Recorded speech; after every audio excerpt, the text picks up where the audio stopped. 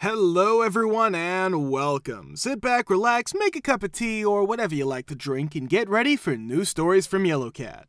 Send your own favorite stories in the comments below and maybe they'll be in our new video. So subscribe to the channel if you're not subscribed yet. Let's get started. What is your most epic quitting on the spot story? Part 3. Almost all at once, as fast as their contracts would let them, Sweden. The company I used to work for announced in December that it would be merging with its main competitor in the country. They made a big deal about the new suite, which would be able to handle more business even though most of our code was already compiled into one big bad monolith, and they promised to hire more developers to keep up with the competition. In January, 2 of the local developers we hired as consultants are fired because they're too expensive to keep on. We still need more developers though. That's why they hired people in East Europe where wages were less. 50 people worked in that office. 10 of us, consultants, quit at the end of our month, and another 10 employees quit when their 3 months were up. Their employees are still leaving, but it's been about 1 to 2 months now, and they have no idea where their replacements are hired. I think not Sweden. Because of this, their profits have dropped, which makes me happy. I want to go on a bit of a rant about how badly this monolith was coded and maintained that not even our 3 system architects could figure out how the flows were supposed to work. The documentation that was used to make the flows was never kept up to date, so you had to check how each flow worked all the time. The tests we did were mocked up to 90%, which meant that if any code broke, we would know it. Because of this, we had to run manual tests all the time to make sure everything was working. We were hired as developers, so most of our days were spent doing boring work. We should have been designing tests instead, but upper management wouldn't let any of these quality tasks into our sprints because we were always behind. Wonder why? We used Agile in the stupidest way possible as well. We sent updates to customers every month, but we didn't have a system in place, so they had to go to our FTP server, get the .rpm file, install it, set it up, and then boot. There were always problems along the way, so this caused a crap ton of problems. Our dedicated testers and managers were in meetings with customers for almost a week after each release to try to fix the installation. Used to work for a big tech company as a software developer. Our group only had one woman, and that was me. Every year, our manager moved a few guys up. He finally got everyone promoted except me, and then he left for an office overseas. I trained a lot of the guys he brought up. Now, my reviews were always very good. I was told I would be working on high-profile projects, but some guys got promoted before me. It went on for 8 years. I told the next manager that my last manager messed up my career path a lot. It was okay with him. It's been a year and he's still got the same great review and no promotion. My raises were only 2% because I'm way above my pay grade at this point. I'm working hard for those 2% raises because those jerks won't put me in the next pay grade where my performance will matter again. It's been 9 years now. When I thought about it, what would be worse? Working somewhere for 10 years and finally getting promoted, or working somewhere for 10 years and not finally getting promoted? I found out much later that there's an unknown committee of guys who decide who gets promoted, and our bosses have to pretty much fight for us. People didn't seem to care about me, and it was easier to promote the other guys than to make a case for me, even though I trained many of them, worked on more important projects than them, and got good reviews. After 9 years, I quit. Never looked back after the new company gave me the grade level and title I wanted, along with the right amount of pay. They ran out of money before getting enough customers, which happens a lot. I then got hired by another startup where a lot of people knew my work from the old job and were thrilled to have me on board. That company was bought out, so I'm now working for another big company with a much higher pay grade and salary, as well as a lot of great options, bonuses, incentives, and so on. It was my fault that I got used to things. First and foremost, I got along well with all my coworkers and liked my job and I was good at it. Partners were other businesses with which I did a lot of work, and I got along great with them. I didn't want to throw it all away because my boss took too long to promote me. From the outside, I can see that a lot of women at that company go through this. They stay for 5 years, hit that glass ceiling hard, and then leave right away. I now know dozens of women who left that place because of that reason. They have contacts all over the valley and the West Coast, and they can reach me. It got so bad that the CEO set up one of those pointless blue ribbon panels to study the problem and do nothing. She also went to a women's breakfast where no questions were allowed and danced around the fact that they had no idea why women weren't getting promoted and were leaving because of it. WTF. The truth is that he didn't care. It was just a trend he had to follow. It wasn't in his plans to upset the good old boys network or rock the money boat. A lot of the women I know from that group, all PhDs and very smart, went to work for startups that are about to go public. Took them more than 12 years of hitting their head against the first company before they realized they would never be able to get that checkered flag up the ranks. They're now top stars where they work. If your work is good and you get good reviews, but you're not getting promoted like the guys are, then F that place and move on. The rest of the valley wants you to take the break.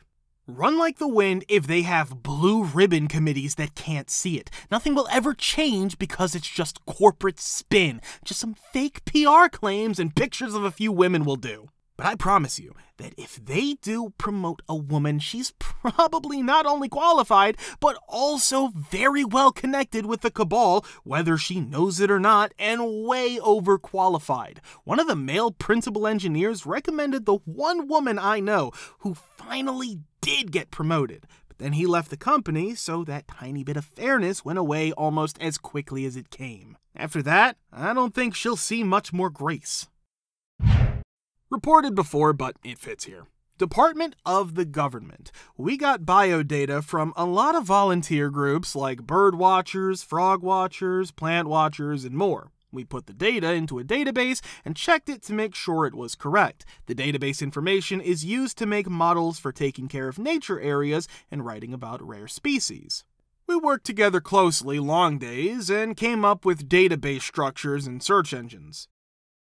We get a new boss one day. The very first thing he says is that the department is moving 150 kilometers away, that he has ordered new computers, based on what, and that he has asked a friend who once made a spreadsheet, I kid you not, to design the architecture of the new system. We were shocked because the department had some very well-trained and skilled people, so we asked his manager to explain. The problem was that this person was getting close to retirement age and would cost too much to move anywhere else. In less than a week, all but one of the 15 had left. The bonus part is now here. There were strict agreements between the service and the volunteer groups. They were no longer able to do their part, check the data, and they were being sued for a lot of money. They told us to come back and run the programs at least. One of us didn't get his dream job, so he went back to working as a freelancer for a very high hourly rate. He made a lot of money in the 2 years he worked there before they could hire enough new people. What is your tale of the HOA from H, Part 3?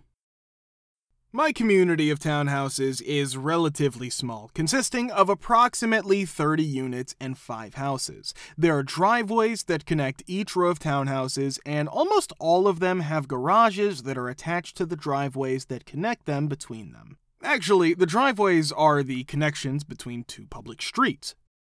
The Washington District of Columbia area is notoriously expensive, which is why these townhouses are not inexpensive. In spite of this, because it is a progressive region, the local governments have the ability to prevent developments from being constructed. Furthermore, the contractors are essentially coerced into providing concessions, and one of these concessions is the provision of affordable housing units. The reality is that our development has 2 townhouses that are considered to be affordable. These townhouses are half as large as the regular units, do not have garages, and cost a fraction of what the regular units do. The county employees are the ones they went to. Surprise, surprise. A gentleman by the name of Chuck claims ownership of one of these units. His hands are good, he's quiet, and he's a nice enough guy. A friendly relationship exists between us at all times. Chuck, on the other hand, turned off the power to his spotlight that is located behind the driveways and turns on automatically when the sun goes down. Because of the potential danger, many of us wanted him to turn it back on. This is a safety issue. During Chuck's conversation about turning the light back on, one of the HOA board members, who is a bit of a jerk and thankfully moved, went completely off the deep end because of his power trip.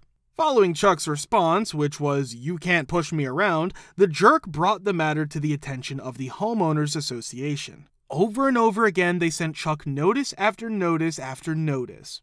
I made an effort to intervene and inquire as to why Chuck had turned off the light, but he responded by saying that it costs money. It's possible that in order to be charitable, he spent $20 a year on that light. I mentioned to him that I would give him $20 every year if he would turn it on, and he later admitted that it was the principle. Following that, I took him aside and informed him of the consequences that would befall him if he did not turn it back on. He would be represented in court by the HOA. It would be a loss for him. In addition to being subject to a fine and possibly having to pay damages, he would be required to turn the light back on. I told him to suck it up and turn the light back on, but he disregarded my advice.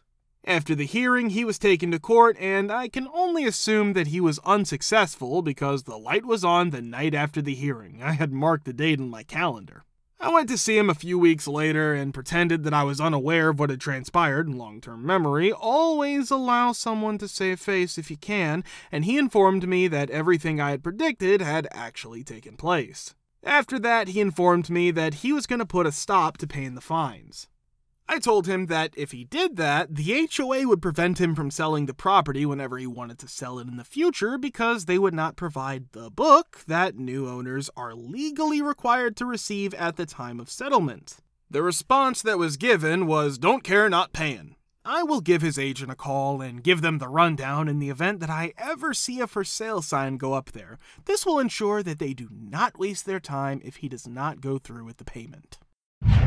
HOAs are truly the worst. During my most recent attempt to purchase a home, the Homeowners Association HOA was only $50 per month. The situation was something I was willing to put up with until I witnessed a neighbor using a ruler to measure the grass of another neighbor. After that, the paperwork for signing the contract arrived, and it stated that there could be only one dog per household. Both my fiance and I have dogs. I have a dog. As a matter of fact, they weigh somewhere around 40 pounds. Due to the fact that the contract stated that only one dog could be allowed per owner per house, I had to submit a petition to the HOA in order to find out if they would permit 2 dogs. Since we were both on the mortgage, we were considered to be 2 owners. As a result, I believed that 2 dogs would be sufficient. It took them a week to come to a decision about it. Last but not least, I called back and told them to forget it because I was going to cancel the purchase of the house because it was not worth the BS. My one and only encounter with a Homeowners Association HOA was that one, and I'm glad I found a better house that didn't have one. It's also possible that dealing with that grass ruler neighbor would have been a very difficult experience. In short, it was a long time ago. Florida, HOA from H. A sinkhole formed under the house. After my insurance company told me to leave, the repairs began. The yard was a mess, with big pieces of equipment parked everywhere and yellow caution tape blocking off the whole yard and house. There was mud everywhere, and the yard and garden bed were torn up with big tire tracks all over them. This is normal for big repair jobs. What a mess. I got my mail at home on my way home from work. Home was now a hotel. My HOA sent me a letter. How nice, I thought. They see the mess and are offering to help and understand. After that, I opened it. The letter from my HOA was a big warning that fines and a lien would be put on my property because my trash cans could be seen. It was clearly written in the middle of all that chaos. No, really, please, just hit me when I'm down. The only good thing about an HOA is if you want to build a community of people who share your interests and don't want to deal with maintenance, you can pay hundreds of dollars a month for the rest of your life as an owner. If not, it'll be the worst. In some states, you can't sell your home until the HOA agrees to it. This gives some people power and leverage that they can use against you. If you give some people control over your home's money, you better believe they won't steal or cheat, that they want what's best for the community. I have a lot of terrible HOA problems. For example, banks and escrow stopped me from selling my condo by putting a lien on it and charging fines that weren't even legal. They just need paperwork to cover their A's. My unit leaked water for over a year, but nothing was done because the HOA president was out of the country. Our HOA also stole thousands of dollars a year in fines and fees and paid their friends to do work for them in exchange for kickbacks. Of course, there's more. While things do break down sometimes, when your HOA does, it'll cost you, and there's no way to fix it. I will only recommend buying property with an HOA if they're willing to become board members themselves. Otherwise, enjoy the dictatorship. If you want to watch the part 2, click the link here. Thank you for subscribing, the likes, and comments. We're very happy to see you all in the comments too. Thanks for your support.